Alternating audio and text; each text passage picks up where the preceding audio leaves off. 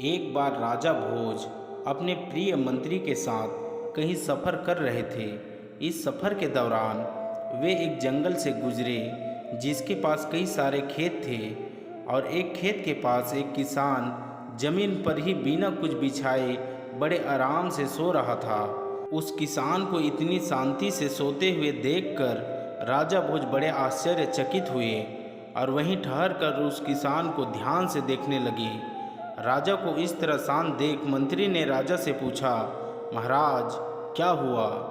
राजा ने मंत्री से कहा, मुझे एक बात समझ में नहीं आई, ना कोई गद्दा ना कोई बिस्तर, फिर भी वह किसान इतनी आराम से कैसे इस उबड़ खाबड़ जमीन पर सो सकता है?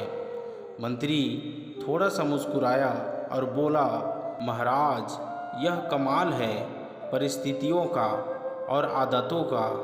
मनुष्य से ज़्यादा कोई कोमल नहीं है और न ही मनुष्य से ज़्यादा कोई कठोर है। परिस्थितियों के हिसाब से मनुष्य अपनी आदतें बना लेते हैं। मंत्री की बात राजा को ठीक से समझ में नहीं आई, इसलिए मंत्री ने कहा कि अगर ऐसा है तो इस किसान की परीक्षा ले लेते हैं। विचार विमर्श करने के बाद राजा और मंत्री वो उस किसान को राजमहल ले गए।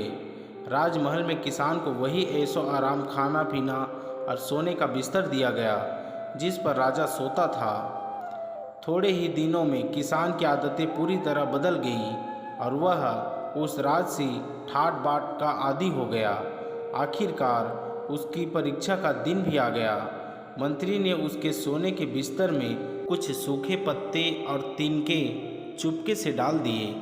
किसान जब उस बिस्तर पर सोने गया तो राजा और मंत्री चुपके से उस पर नज़र रखने लगे।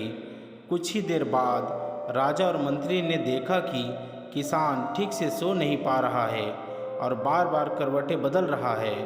राजा यह देखकर फिर से हैरान था। मंत्री ने राजा से कहा, देखिए महाराज, मैं यही आपको समझाना चाहता था कि जो किसान पहले मिट्टी कंकड़ पर बड़े आराम से सो जाया करता था, अब उसकी आदतें बदलने के बाद उसे सूखे पत्ते और तिनके भी सोने नहीं दे रहे हैं। कहानी की सीख। दोस्तों, यह कहानी हमें एक बहुमूल्य सीख देती है कि जीवन में चाहे जैसी परिस्थितियां आ जाए, हमें उनसे लड़ते रहना चाहिए, क्योंकि मनुष्य का स्वभाव ही ऐसा है कि वह हर परिस्थिति के अनुसार अपने आप को ढाल सकता है, बुरा से बुरा समय भी बड़े आसानी से निकाल सकता है।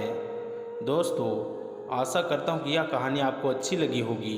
वीडियो को पूरा देखने के लिए आप सभी का धन्यवाद।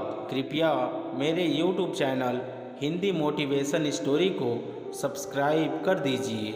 धन्यवाद।